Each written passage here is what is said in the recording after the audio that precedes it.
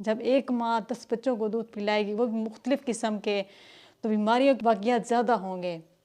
ہمیں ایسے اداروں کے خلاف ایکشن لینا چاہیے، جس طرح مفتی تقی عثمانی کا میں دیکھ رہی تھی کہ انہوں نے فتویٰ جاری کیا کہ ایسا ادارہ جائز بھی نہیں ہے ہمارے لیے۔ ایک بریسٹ کینسر کے بڑھتے وقت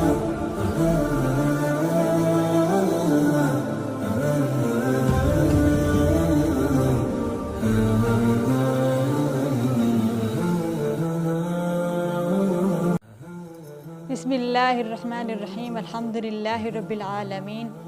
بہت دنوں کے بعد ویڈیو بنانے کا موقع مل رہا ہے اور بہت مصروفیت کے بعد، کیونکہ عید کے دنوں میں ہر انسان مصروف ہوتا ہے اور عید کے بعد بھی بہت سے کام انسان کے نکل آتے ہیں۔ اسی طرح کافی دنوں سے میں دیکھ رہی تھی ایک پوسٹ جو میری آنکھوں کے سامنے سے گزری، کچھ میں نے اس پر سوچا اور کچھ میں نے پوائنٹ دیکھے بھی صحیح کہ ہمیں ایک نقصان تو نظر آ رہا ہے کہ اگر ایک ماں 10 بچوں کو دودھ پلائے گی یا ایک ماں کا دودھ 10 بچے دودھ پئیں گے تو کل کو شادی کا مسئلہ ہوگا، کیسے پتہ لگے گا یہ بہن بھائی ہیں یا نہیں۔ تو جو میرے ذہن میں آیا ہے کہ فائدے میں ایک فائدہ بھی مجھے نظر نہیں آیا اس میں۔ جن لوگوں نے یہ ادارہ انگریز لوگوں کو دیکھ کر بنایا ہے، پتہ نہیں کیا سوچ کر بنایا ہے ان لوگوں نے، کیونکہ اس کے نقصان ہی نقصان ہیں۔ آج کے ماڈرن دور میں مائیں تو بچے پیدا کر ہی نہیں رہی ہیں، اور آج کے ماڈرن دور میں تو مائیں بچوں کو دودھ ہی نہیں پلا رہی، کیونکہ میری آنکھوں کے سامنے تو میں ایسے واقعات دیکھ رہی ہوں کہ مائیں بچہ کر کے دودھ ہی نہیں پلاتی۔ اور ہمیں حیرت ہوئی ہے کہ ایسا ادارہ بھی بن سکتا ہے کہ جہاں پر بچوں کو دودھ پلایا جائے گا۔ دیکھیں، اگر آج کے وقت میں بچے پیدا ہو رہے ہیں تو جو ماڈرن مائیں ہوں گی، امیر مائیں ہوں گی، وہ اپنے بچوں کو ایسے ادارے میں ڈال کر خود ایک طرف اپنے کام میں چلی جائیں گی۔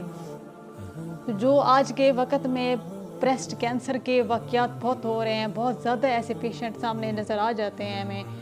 تو وہ تو بہت زیادہ ہونا شروع ہو جائیں گے، کیونکہ مائیں تو اپنا دودھ پلاتی ہی نہیں ہیں اور دودھ نہ پلانے کی وجہ سے بریسٹ کینسر ہوتا ہے۔ تو جو مائیں اپنے بچوں کو ایسے ادارے میں ڈالیں گے تو ان کو کیا لگتا ہے کہ وہ سکون کی زندگی گزار پائیں گے کہ اپنے بچوں کو دوسرے لوگوں کے حوالے کریں گے۔ سوچنے والی بات تو یہ ہے کہ ہمیں یہ نقصان نظر ہی نہیں آ رہا کہ جب مائیں دودھ نہیں پلائیں گے تو انہیں بریسٹ کینسر کے زیادہ اثرات ہوں گے۔ ہم اسی طرح اکثر اوقات یہ بات بھی کرتے ہیں کہ سوشل میڈیا کے نقصان بہت زیادہ ہیں، دیکھیے فائدے بھی بہت زیادہ ہیں۔ ابھی چند دنوں پہلے آپ لوگوں نے ایک اونٹ کی ٹانگ کا واقعہ دیکھا ہوگا، ایک وڈیرے نے ظلم کی انتہا کر دی کہ ٹانگ کاٹ دی، تو ہم سوشل میڈیا کے لوگ ہی تھے جنہوں نے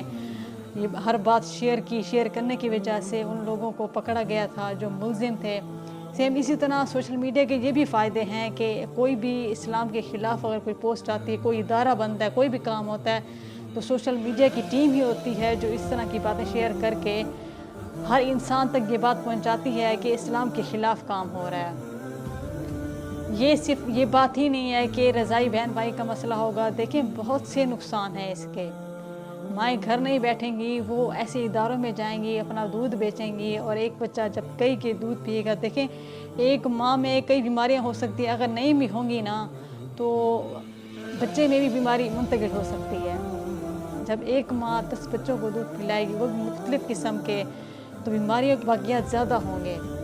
ہمیں ایسے اداروں کے خلاف ایکشن لینا چاہیے، جس طرح مفتی تقی عثمانی کا میں دیکھ رہی تھی کہ انہوں نے فتویٰ جاری کیا کہ ایسا ادارہ جائز بھی نہیں ہے ہمارے لیے۔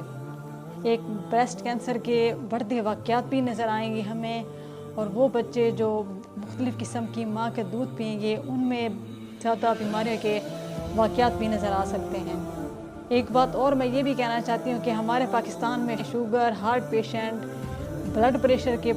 پیشنٹ بہت زیادہ بڑھتے جا رہے ہیں، ان پر کوئی کام نہیں ہو رہا، جو بالکل بھی نظر نہیں آتا، جن کا کوئی بھی فائدہ نہیں ہے، اس پر کام بہت زیادہ ہو رہے ہیں۔ ایسے لگتا ہے کہ جیسے یہ انسان عقل سے ہی فارغ ہیں جو ادارے بناتے ہیں۔